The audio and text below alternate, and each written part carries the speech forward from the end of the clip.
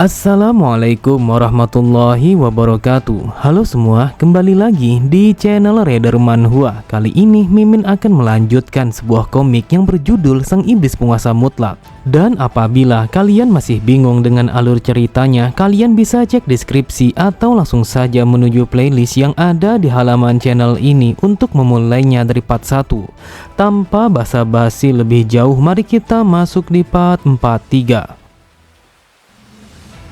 Cerita dimulai setelah mendengar Jiok yang mengajaknya untuk terjun ke dalam jurang. Terlihat Muyong hanya bisa menelan ludahnya.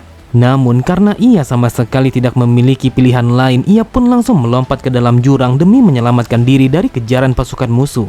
Akan tetapi Muyong sama sekali tidak menyangka ketika menyadari kalau pasukan musuh masih mengikutinya dengan melompat ke dalam jurang secara bersamaan.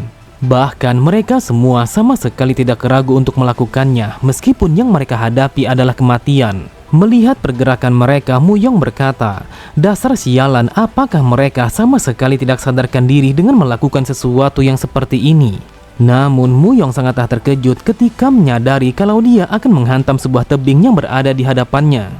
Tetapi sebelum ia menghantam tebing itu dengan sangat cepat, Jiok langsung menangkap kerah bajunya. Kemudian ia pun langsung menarik tubuh Muyong untuk melompat ke jurang yang lebih dalam agar mereka bisa menjauh dari kejaran para musuh. Terlihat Muyong hanya bisa berdiam diri ketika melihat Jiok yang sama sekali tidak menunjukkan keraguan di dalam rencananya untuk melompat ke arah bawah. Dan tidak membutuhkan waktu yang lama, akhirnya mereka berdua langsung terjatuh ke dalam sungai yang berada di dasar jurang itu. Di saat itu, Muyong bersyukur kalau mereka telah terjatuh ke sungai yang lebih dalam sehingga mereka bisa menghindari bebatuan yang berada di dasarnya. Kemudian, ia pun langsung menuju ke permukaan agar mereka bisa mengambil nafas dan juga berenang menjauhi tebing itu.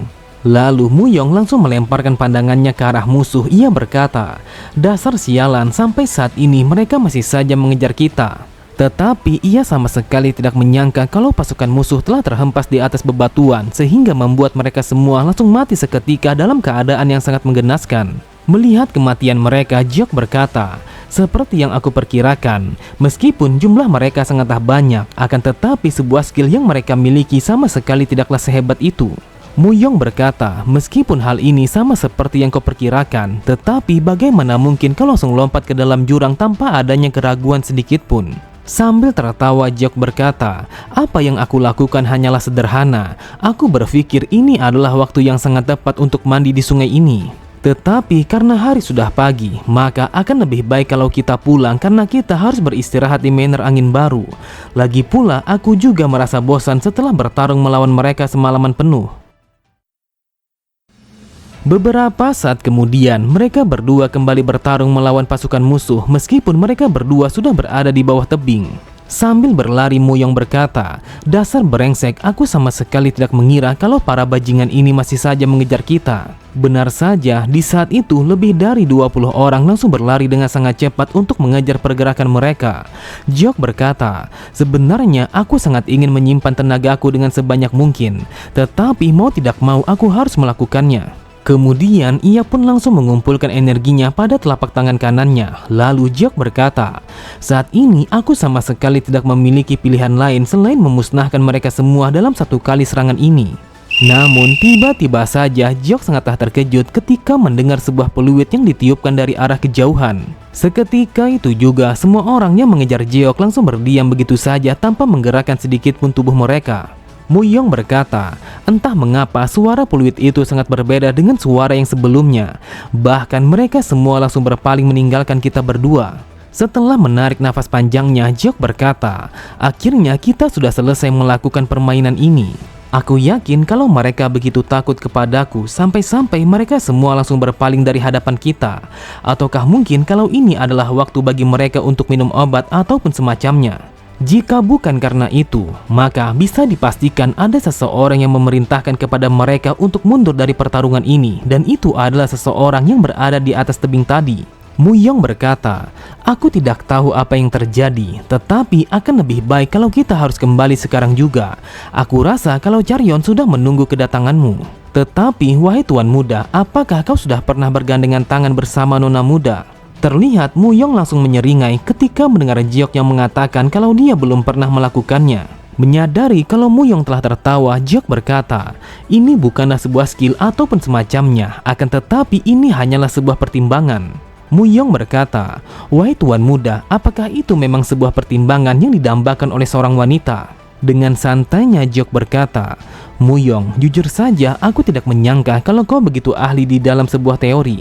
Kemudian Jiok kembali berkata, saat ini aku berharap tidak ada sesuatu yang buruk yang terjadi kepada manor kita. Bahkan aku sangat khawatir kepada ibuku apa yang ia lakukan saat ini. Saat mendengar Muyong yang mengatakan kalau ibunya sudah pasti akan baik-baik saja, Jiok pun berkata, Muyong, sepertinya kau benar-benar belum mengetahui betapa mengerikannya ibuku itu. Cerita kembali pada sore harinya. Di saat itu semua orang yang ada di sana sedang menikmati waktu mereka dengan bersantai di tengah pasar. Sambil berjalan mengitari keramaian, Charyeon bergumam, apakah mungkin kalau ayah sudah kembali lebih dulu menuju kediaman utama keluarga kami? Awalnya aku ingin mengajaknya untuk makan bersama-sama sebelum kembali menuju ke rumah kami. Tetapi pagi tadi seorang utusan yang dikirim oleh keluarga Aliansi Langit Utara langsung datang kepada ayah. Setelah kepergian utusan itu, ayahku mengatakan kalau aku sama sekali tidak perlu melakukan sebuah pernikahan kepada seseorang yang tidak aku inginkan. Dan dia berencana untuk memberitahu kepada pemimpin Aliansi Langit Utara kalau dia akan menolaknya. Meskipun aku menunggu dan juga sangat percaya kepada ayah, namun tetap saja hal ini sudah membuatku menjadi kepikiran. Pada sisi yang lain, terlihat orang-orang yang ada di sana langsung melemparkan pandangan mereka kepada Charyeon dengan tatapan mata yang sangat sinis. Mereka berkata, bukankah wanita itu adalah putrinya sang pemimpin keluarga pedang kebenaran? Apakah dia sama sekali belum mendengar sebuah berita tentang ayahnya? Mendengar ocehan mereka, Charyeon bergumam, apa yang terjadi kepada mereka?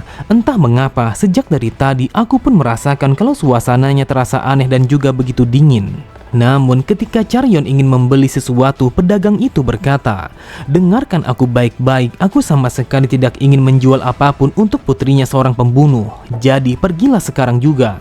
Setelah mendengar Charyeon yang menanyakan apa yang ia maksud, pedagang itu kembali berkata, setelah ayahmu melakukan tindakan yang seperti itu, bisa-bisanya kau masih berani keluar rumah untuk membeli sesuatu di pasar kami. Bukankah ayahmu baru saja membantai semua keluarga Li Hanjang dengan sangat kejam, dan itu adalah sebuah perbuatan yang hanya dilakukan oleh seorang iblis?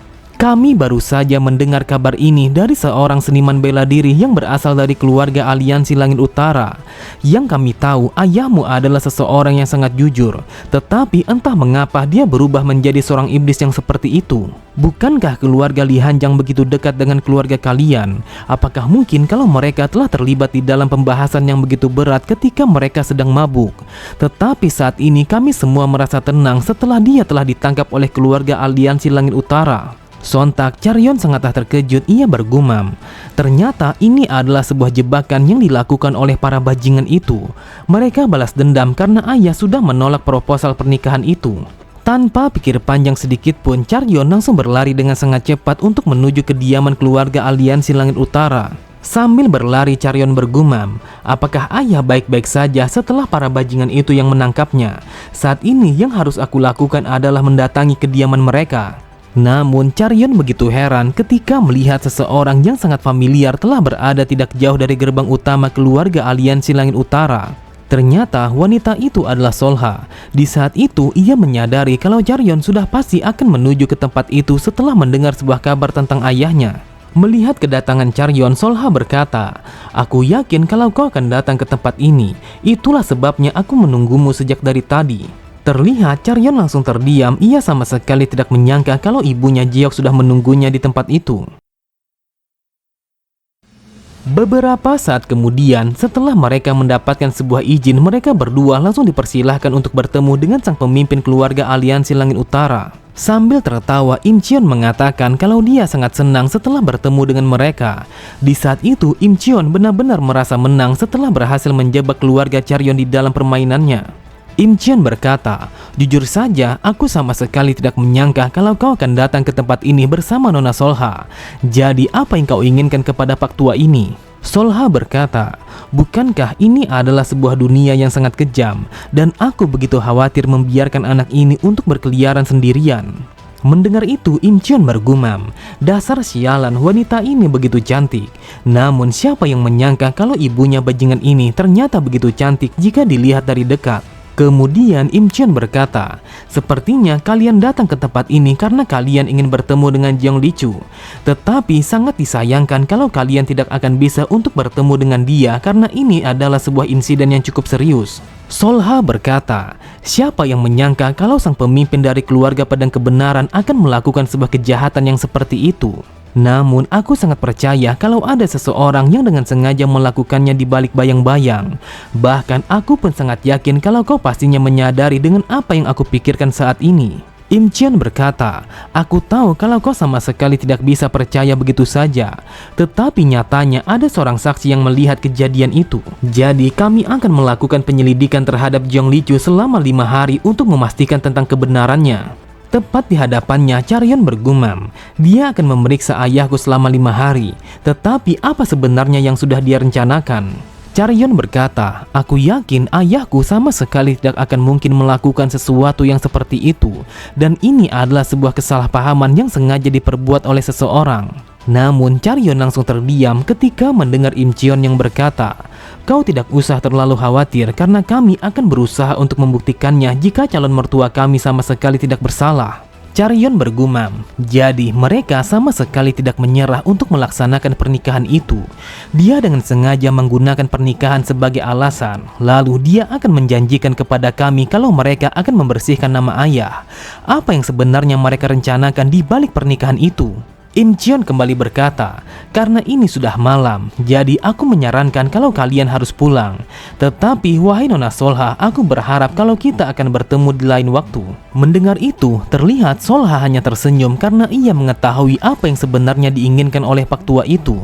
Lalu Solha berkata, tentu saja kita berdua akan bertemu di lain waktu tanpa diganggu oleh siapapun. Setelah kembali dari kediaman Im Cheon, Charyeon pun mengucapkan rasa terima kasihnya kepada Solha karena dia sudah meluangkan waktunya untuk menemaninya ke tempat itu. Solha berkata, kau tidak perlu mengucapkan rasa terima kasihmu. Lagi pula, aku juga sangat ingin membawa ayahmu dari genggaman bajingan itu. Tetapi yang aku rasakan kalau energinya sama sekali tidak ada di tempat ini. Charyeon berkata, dia mengatakan kalau dia akan memeriksanya selama 5 hari. Jadi aku berharap kalau kita akan menemukan cara lain untuk bisa bertemu dengan ayah. Solha kembali berkata, apa yang kau katakan memanglah benar. Tetapi kau tidak usah terlalu khawatir karena aku akan memikirkan bagaimana caranya untuk bisa membawa ayahmu.